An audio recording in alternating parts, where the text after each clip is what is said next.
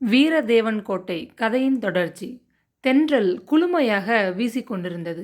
இடைவேளையின் போது காமினி ஜமுக்காலத்தின் மீது எதிரே வந்து உட்கார்ந்ததும் எவ்விதமான தூண்டுதலும் இன்றி கதாசிரியர் தாமே கதை சொல்ல ஆரம்பித்தார். பஞ்சு எரி உற்றது போலவே வீரதேவனுக்கும் பவளவல்லிக்கும் இடையே ஏற்பட்ட அன்பு வேகமாக பெருகி கொண்டு போயிற்று. எதற்காக என்றோ ஏன் என்றோ அலசி பார்த்து ஆராய மனமின்றி நாள்தோறும் வீரதேவன் நண்பனுடன் கொள்ளிடக்கரையில் உலவிக் கொண்டிருந்தான். பவளவல்லியும் நீரெடுக்க வருவதாக போக்கு காட்டி நாள்தோறும் கொள்ளிடத்திற்கு தன் தோழியுடன் விஜயம் செய்து கொண்டிருந்தாள். முதலில் ஒருவரை ஒருவர் பாராதது போல் அவர்கள் இருவரும் பாவனை செய்தனர். பிறகு பார்த்து தமக்குள்ளே லேசாக புன்முறுவல் அளித்து கொண்டு மௌனமாக திரும்பிச் சென்றனர். காதல் என்பதற்கு எப்பொழுதுமே ஒரு தனி சக்தியுண்டு.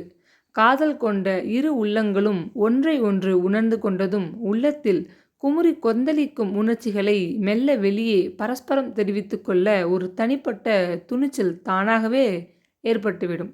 இவ்வாறு கூறிவிட்டு ஆசிரியர் காமினியின் முகத்தை ஏறெடுத்து பார்த்தார். நான் கூறுவதில் தவறு ஏதேனும் இருந்தால் ஆட்சேபிக்கலாம் என்று சொல்லிவிட்டு லேசாக நகைத்தார். ஐயா, கதை மேலே தொடரட்டும். நான் குறுக்கிட்டு பேசி அதன் சுவாரஸ்யத்தை குறைக்க விரும்பவில்லை என்றாள் காமினி. கதாசிரியர் மீண்டும் துவங்கினார். யார் முதலில் பேசியது, எதற்காக, எப்பொழுது என்றெல்லாம் இங்கே நான் விவரிக்க முடியாது. கொள்ளிடக்கரையிலே இரண்டாவது முறையாக சந்திப்பு ஏற்பட்ட சில தினங்களில் பவளவல்லியும் வீரதேவனும் இணைப்பிரியா காதலர்களாக மாறிவிட்டிருந்தனர். கொள்ளிடத்திற்கு ஒரு நாள் வர முடியாவிட்டால் பவளவல்லி மன அமைதியின்றி அனலில் இட்ட புழு போல துடித்து விடுவாள். அதே போலத்தான் ஒரு தினம் பவளவல்லியை காண முடியாது அரண்மனை அலுவல்கள் குறுக்கிட்டு விட்டால் வீரதேவன் மனம் புழுங்கி தத்தளித்து போவான். இவ்வாறு ஒருவரை ஒருவர் நிலவும் வானமும் போலவும் பூமியும் மனமும் போலவும் தாமரையும் குலமும் போலவும் வீரனும் தைரியமும் போலவும் இன்னும் அடுக்கிக்கொண்டே போனால் அவர்கள் காதலுக்கு ஊமை கூற இயலாது.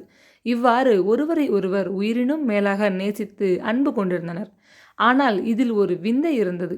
கொள்ளிடக்கரையிலே தாழைப்புதர் நிழலிலேயும் நாவல் மரத்தின் மேடை மீதும் தினமும் சந்தித்து கொண்ட இந்த இளம் காதலர்கள் தங்கள் இருவரையும் விட்டு மற்ற ஏனைய விஷயங்கள் எல்லாம் பேசிக்கொண்டனர்.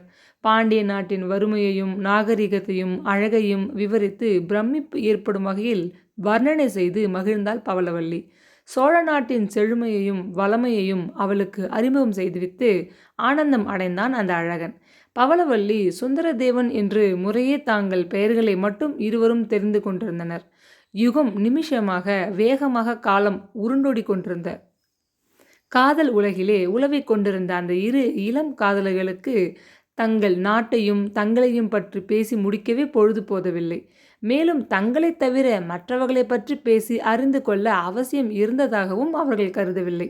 ஒரு காலத்திலே மிகவும் கம்பீரமாக முன்கூடம் முற்றம் பின்கூடம் என்று எடுப்பாக கட்டியிருந்த பொன்னம்பலத்தேவரின் வீடு கவனிப்பு குறைவாலும் குடும்பத்திலே நாளடைவிலே ஏற்பட்டிருந்த வறுமை காரணத்தாலும் இங்கும் அங்கும் இடிந்து பற்கள் கழன்று போன வாயைப் போல மிகவும் அவலட்சணமாக காட்சியளித்து கொண்டிருந்தது. முன்கட்டு கூடத்திலே தமது திருமணத்தின் போது வாங்கியிருந்த பழைய பட்டு பாயை விரித்து போட்டு விட்டு பொன்னம்பலத்தேவர் ஏட்டுச்சுவடி ஒன்றை கையில் எடுத்துக்கொண்டு உட்கார்ந்தார். குத்து விளக்கு நின்று வீசிய மெல்லிய ஒளியிலே சுவடியை பிரித்து கண்களால் ஊன்றி படிக்க முயற்சிப்பது போல் அவர் காணப்பட்டாலும் உண்மையில் அவரது சிந்தனை சூரியன் அந்தி வாயில் வரும் முன்னே நீர் எடுத்து வர தன் தோழியுடன் கொள்ளிடக்கரை சென்றிருந்த தமது அருமை பேத்தி பவளவல்லி மீதுதான் லயித்து போயிருந்தது. நரைத்து தொங்கிய தமது புருவங்களை யோசனையுடன் நெறித்து கொண்டு கிழவர் பெருமூச்சறிந்தார். விவரிக்க முடியாத சஞ்சலம் ஒன்று அவரது உள்ளத்தை வியாபித்து வேதனை செய்யவே சலிப்புடன் கையில் இருந்த சோடியை கீழே வைத்துவிட்டு எழுந்தார். முன்கட்டின் வாயிற்புறத்தை அடைத்து பாதுகாப்பதாக பெயர் சொல்லி தொங்கிக் கொண்டிருந்த உளுத்த கதவு திறக்கப்படும் குறியாக கிரீச் என்று ஓலமிட்டது. சாளரத்தின் வழியே தோட்டத்திலே வளர்ந்து மண்டி கிடந்த எருக்கஞ்செடிகளை விரைத்து பார்த்த வண்ணம் நின்ற தேவரின் காதுகளில் ஜிலுக் ஜிலுக் என்று பாதரசம் எழுப்பிய ஓசை நன்கு கேட்டது. குடத்தை கீழே இறக்கி வைத்துவிட்டு மாடத்தில் இருந்த குங்கும பரணியில் கைவிட்டு சிறிது குங்குமத்தை எடுத்து தன் நெற்றியை அலங்கரித்து கொண்டாள் பவளவல்லி. சுவற்றில் மாட்டியிருந்த பெரிய பழைய கண்ணாடியில் தன் உருவத்தை ஒருமுறை உற்று கவனித்து மகிழ்ச்சியுடன் தம் இடது கரத்தை தூக்கி விளக்குழியில் ஒரு முறை அழகு பார்த்து கொண்டாள். தாமரை தண்டு போன்ற நீண்ட மோதிர விரலுக்கு அழகு செய்த மோதிரத்திலிருந்த பச்சைக்கல் விளக்குழியில் கண்களை பறித்து விடுவது போல ஒளி வீசி பளிச்சிட்டு மின்னியது. அழகிய அந்த ஆபரணத்தை தன் அன்பு பரிசாக வீரதேவன் அன்று மாலையில்தான் அவளுக்கு கரத்தில் தானே அணிவித்திருந்தான். உன் பச்சை நிற மேனிக்கு எடுத்த ஆபரணம் இதோ பச்சைக்கல் மோதிரம். எங்கள் குடும்பத்தின் பரம்பரை சொத்துக்களில் இதுவும் ஒன்று என்று கூறிவிட்டு அதை அவளது விரலில் அணிவித்தான். அவன் கூறிய அன்பு மொழிகள் பலவற்றையும் எண்ணி எண்ணி மெய்சிலிர்த்து போய் தன்னை மறந்து நின்று கொண்டிருந்த பவளவல்லி, குழந்தாய் பவளம், இங்கே வா என்று சிறிது கடுமையாக ஜன்னலில் நின்று எழுந்த குரலை கேட்டு திடுக்கிட்டு போனாள். இடது கரத்தை புடவை தலைப்பிலே மறைத்து கொண்டு பதற்றத்துடன், என்ன தாத்தா, என்ன வேண்டும் என்று கேட்டாள்.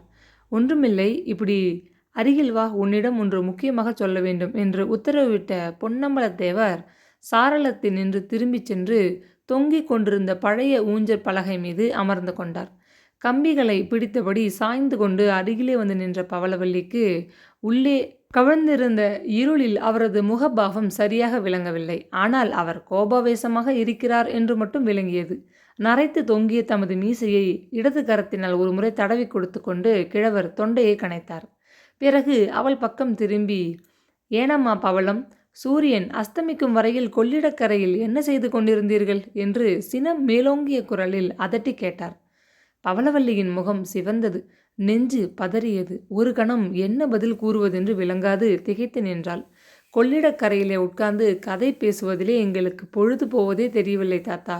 ஏதேனும் தவறாக நடந்து கொண்டிருந்தால் மன்னிக்க கோருகிறேன் என்று மிகவும் சாமர்த்தியமாக பதிலளித்தாள் பவளவல்லி. அவளது பணிவான மொழிகள் தேவரின் கோபத்தை சிறிது தணித்தது.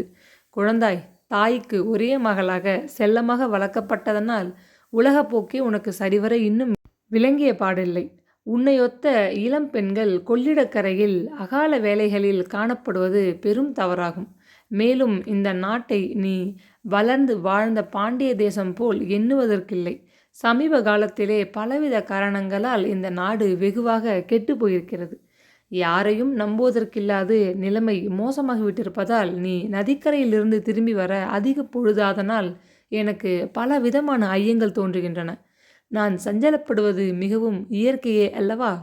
இந்த குலத்தை வாழ வைக்க எஞ்சி இருப்பது நீ ஒருத்திதான். என் கண்ணின் கருமணி போன்ற உனக்கு அபாயம் ஏதேனும் ஏற்பட்டுவிட்டால் என்று கூறிவிட்டு மேலே பேச முடியாமல் நிறுத்தி கொண்டார். துக்கமான பல பழைய சம்பவங்கள் அவரது நினைவிலே கொந்தளித்து எழும்பியதால் அவரது தொண்டை கரகரத்தது. தடுமாறியது. பாட்டனின் பேச்சு முடிவில் துணித்த துயரம் பவளவல்லியின் உள்ளத்தை வேதனை செய்தது. தாத்தா, இனி இவ்வாறு நதிக்கரையிலே தங்க மாட்டேன். அதிக பொழுதை கழித்து உங்களுக்கு வீணாக மன ஆயாசத்தை தரமாட்டேன். மன்னியுங்கள், இம்முறை மட்டும் என்று மிக குறைவாக வேண்டிக் கொண்டாள் அவள். தேவர் பதிலுக்கு லேசாக நகைத்தார். உன் மீது மனதாங்கள் கொண்டு நான் இப்பொழுது பேசுவதாக எண்ண வேண்டாம். பவளம், உனது நன்மைக்காகவே இன்று நான் சிறிது கடுமையாக பேச நேரிட்டது. பொன்னம்பலத்தேவரின் மகள் வயிற்று பேத்தி நீ என்பதை இங்குள்ள பலர் இன்னமும் சரியாக தெரிந்து கொள்ளவில்லை. அதுவரை நலமே என்றார். ஏன் தாத்தா, தெரிந்தால் அதனால் என்ன கெடுதி சம்பவிக்கும் என்று பவளம் குறுக்கிட்டு கேட்டாள். தெரிந்து கொண்டால், அதுவும் முக்கியமாக நமக்கு வேண்டாதவர்கள் அறிந்து கொண்டால் ஆபத்து சம்பவிக்கலாம். கொள்ளிட கரையோர துணிவாக சென்று வரும் ஒவ்வொரு சமயமும் எங்கே அந்த வீரதேவன் கண்களில் நீ பட்டு விடுவாயோ என நான் அஞ்சுகிறேன் என்றார். பேசி முடிப்பதற்குள் அவருக்கு மூச்சு திணறியது, குரல் நடுங்கியது. அது யார் தாத்தா அந்த வீரதேவன்? இந்த பெயர் நான் இன்று வரை கேள்விப்பட்டது கூட கிடையாது என்று வியப்புடன் வினவினாள் பவளவல்லி. அவனது பெயரை உச்சரிக்கவும் எனக்கு நாக்கு கூசுகிறது. அவனை பற்றி இதுவரை உன்னிடம் பேச வேண்டாம் என்றுதான் எண்ணியிருந்தேன். ஆனால் அவ்வாறு இருப்பது இனி சரியல்ல. எச்சரிக்கை செய்து வைப்பதே நலம் என்று சொல்கிறேன், கேள். வீரதேவன் இந்த பொன்னம்பல தேவரின் பரம வைரி என்று கூறிவிட்டு சினத்தை கட்டுப்படுத்த இயலாதவராக தமது பரந்த மார்பின் மீது தமது வலது கரத்தால் ஆத்திரத்துடன் ஓங்கி அறைந்து கொண்டார். திகைப்பெய்திய பவளவல்லி, தாத்தா, இந்த விஷயம் எனக்கு மிகவும் புதியது. இங்கு வந்து ஒரு வருஷ காலமாகியும் தாங்கள் என்னிடம் இதை சொல்லவே இல்லையே என்றால் சிறிது மனதாங்களுடன். உனக்கு தெரிய தேவையில்லை என்பதற்காகவே நான் இதுவரையில் கூறவில்லை. ஆனால் இனி நமது குடும்ப கௌரவத்தை மறைத்து வைப்பது தவறு என்று தோன்றுவதனால் உனக்கு கூற துணிந்துவிட்டேன். ஏதாவது அபாயம் நேரலாம் என்பதற்காகவே உன்னை முன்கூட்டியே எச்சரிக்க எல்லாவற்றையும் விவரமாகச் சொல்லிவிடுகிறேன் என்றார் கிழவர். என்னை எந்த விதமான அபாயம் நெருங்க முடியும் தாத்தா? நீங்கள் எதற்காக இப்படி அஞ்சுகிறீர்கள் என்று என்னால் ஊகிக்கவே முடியவில்லை என்று பேத்தி மிகவும் அசட்டையாக பதிலளித்தார். வீரதேவன் மிகவும் அழகானதொரு வாலிபன். அதனால் என்று தேவர் முடிக்கும் முன் பவளவல்லி கலகலவென்று கைகொட்டி நகைத்தாள். குழந்தாய், இதில் நீ சிரிப்பதற்கு நகைச்சுவை ஏதும் இருப்பதாக எனக்கு படவில்லை. இதற்குத்தான் சொல்ல வந்தேன், உனக்கு உலக ஞானம் குறைவு. வீரதேவனின் அழகு உன் போன்ற இளம் பெண்ணுக்கு ஆபத்தை எளிதில் விளைவிக்கலாம் என்று கூறிவிட்டு பெருமூச்செறிந்தார். தாத்தா, தங்கள் கூற்று நன்று நன்று. அழகான வாலிபர்களை இளம் பெண்கள் கண்ட மாத்திரத்தில் காதல் கொண்டு மயங்கி சுருண்டு விழுந்து விடுவார்களா? உடல் அழகிற்கு அவ்விதமான காந்த சக்தி இருப்பதாக நான் நினைக்கவில்லை. மன்மதனே மனித உருவில் வந்தால் கூட என் மனம் அவ்வளவு சுலபத்திலே கரைந்து பற்று கொண்டு விடாது. உங்களுடன் இது பற்றி விவாதித்தால் நீங்கள் ஒப்புக்கொள்ளாது மேலே பலவிதமாக தர்கிக்கலாம். அது போகட்டும், வீரதேவன் என்பவனை பற்றி சொன்னீர்களே, அவன் நமக்கு எவ்வகையில் பரம வைரியானான்? அவன் எங்கே இருக்கிறான்? அவைகளை விவரமாக கூறுங்கள், கேட்க ஆவலாக இருக்கிறேன் என்றாள். உன் தாய் உனக்கு எல்லை மீறிய சலுகைகள் காட்டி உன் வாயை நன்றாக வளர்த்து விட்டிருக்கிறாள். பாட்டன் என்று கொஞ்சமும் லஜ்ஜையின்றி என்ன பேச்சு பேசுகிறாய்? பொல்லாத பெண்ணே, உன்னை மணந்து கொள்ளப் போகிறவனை எண்ணி நான் மெத்தவும் அனுதாபப்படுகிறேன் என்று பரிகாசமாக கூறிவிட்டு உரத்த குரலில் நகைத்தார் கிழவர். என்னை மணக்கிறவன் இருக்கட்டும், அந்த வீரதேவனை பற்றி சொல்லுங்கள் தாத்தா என்று பேத்தி கொஞ்சலாக அதட்டி கேட்டாள். கொள்ளிடத்தின் மறுகரையிலே வாழ்ந்த சிவஞான தேவரின் செல்வ மகனே இந்த வீரதேவன். வாழ்ந்த என்று ஏன் சொன்னேன் என்றால், சிவஞான தேவர் தற்சமயம் ஜீவிதராக இருக்கவில்லை. 10 ஆண்டுகளுக்கு முன்பு ஆடி புதுப்புணல் திருநாள் முடிந்த சில தினங்களுக்கு பிறகு ஒரு நாள் சிவஞான தேவர் கொள்ளிடக்கரையில் தமது குதிரை மீது ஏறி தன்னந்தனியாக வந்து கொண்டிருந்தார். அப்பொழுது முன்பின் தெரியாத யாரோ சிலரால் அவர் தாக்கப்பட்டு கோர மரணத்திற்குள்ளானார் என்று கூறிவிட்டு கிழவர் நிறுத்தினார். சிறிது நேரம் ஏதோ சிந்தனையில் ஆழ்ந்தவர் போல் மௌனமாக இருந்துவிட்டு மீண்டும் பேசலுற்றார். சிவஞான தேவரை தாக்கியவர்கள் யார் என்பது இன்று வரை மர்மமாகவே இருந்த போதிலும் அவனையும் என்னையும் அறிந்த ஒரு சிலர் அவனது கொலைக்கு காரணம் நான் தான் என்று எண்ணி கொடுஞ்சினம் கொண்டு இருக்கிறார்கள். ஒரு சிலர் அவ்வாறே வெளியே பேசிக்கொள்வதும் என் காதுகளில் விழுந்து கொண்டுதான் இருக்கிறது. ஆனால் இந்த அவதூறை பற்றி நான் அணுவளவேனும் அஞ்சவே இல்லை.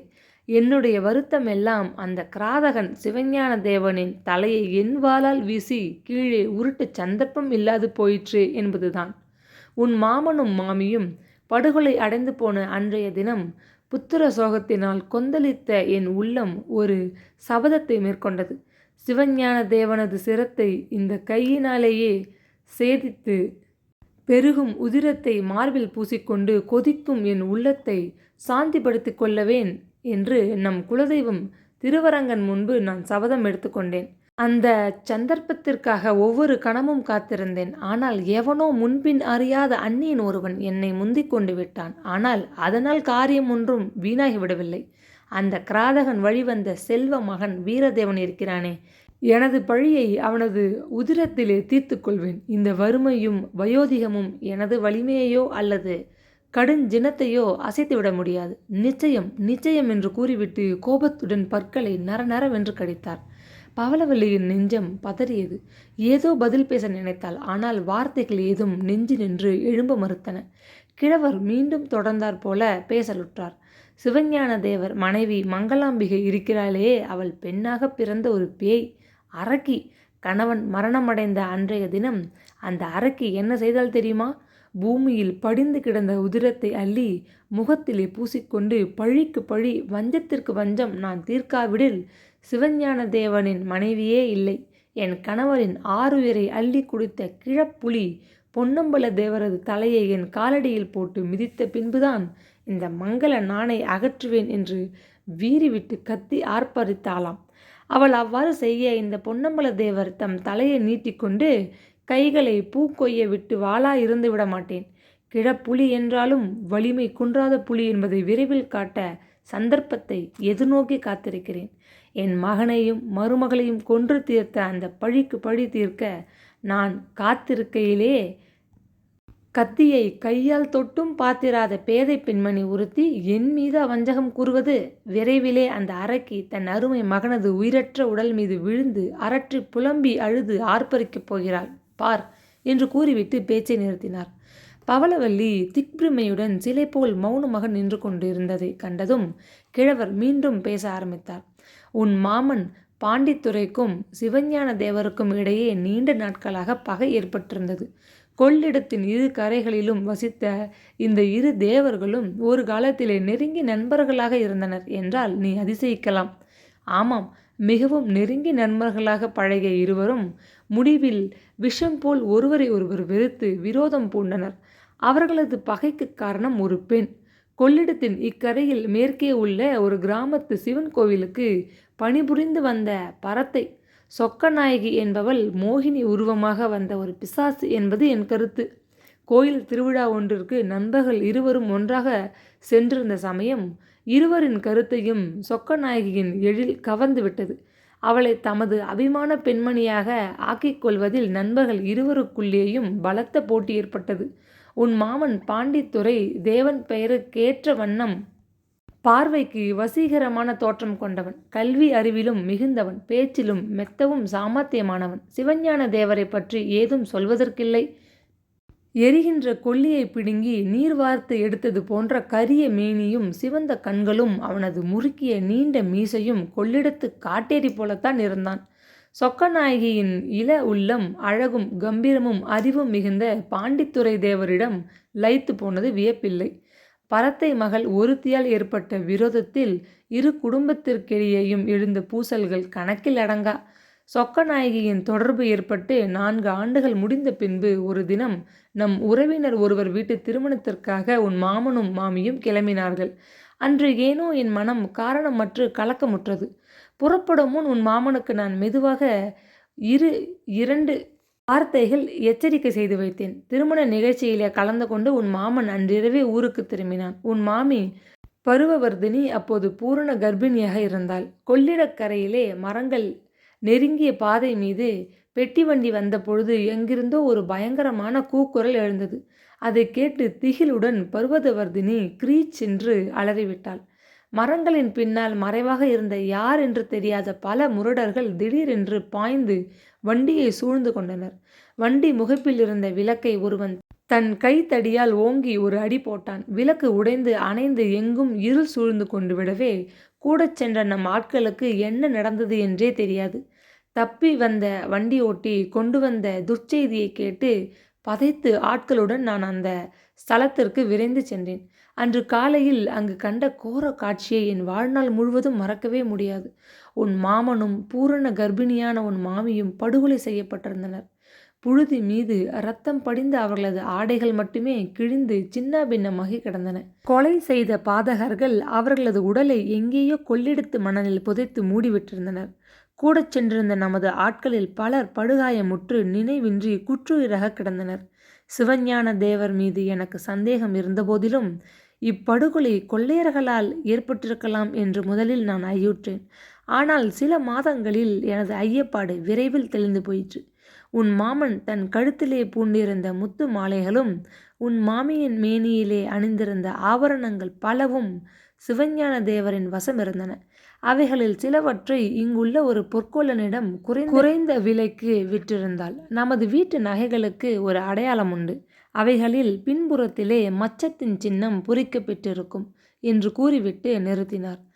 அதுவரை மௌனமாக இருந்த பவளவல்லி, தாத்தா அந்த வீரதேவன் பார்வைக்கு எப்படி இருப்பான் என்று ஆவலுடன் வினவினாள். பார்வைக்கு மிகவும் வசீகரமான வாலிபன். அவனை நான் நன்கு அறிவேன். என்னையும் அவன் நன்கு அறிவான். அவனது வலது கன்னத்திலே தம்படி அளவு வெட்டுக்காயம் ஒன்று உண்டு. ஊன்றி பார்த்தாலொழிய அது தெரிய வராது என்று கூறினார். பவளவல்லியின் இருதயம் படபடவென்று அடித்து கொண்டது. இதோ வந்துவிட்டேன் தாத்தா என்று கூறிவிட்டு ஒரே துள்ளலில் உள்ளே சென்று கையில் இருந்த மோதிரத்தை கழற்றி அதன் உட்புறத்தை விளக்கொலியில் ஊன்றி பார்த்தாள். அந்த அழகிய பச்சைக்கல் மோதிரத்தின் உட்புறத்திலே மச்சக்குறி காணப்பட்டது. ஹீரோயினோட மாமா மாமியை கொன்னது நம்ம ஹீரோவோட அப்பா அப்படின்னு நினச்சிட்டு இருக்காரு இந்த தாத்தா. ஹீரோவோட அப்பாவை கொன்னது இந்த ஹீரோயினியோட தாத்தா பொன்னம்பல தேவர்னு ஹீரோவோட அம்மா நினச்சிட்டு இருக்காங்க. சரி, அடுத்த எபிசோடில் என்ன நடக்குதுன்னு பார்க்கலாம். சப்ஸ்கிரைப் பண்ணாதவங்க ப்ளீஸ் சப்ஸ்கிரைப் பண்ணிவிடுங்க.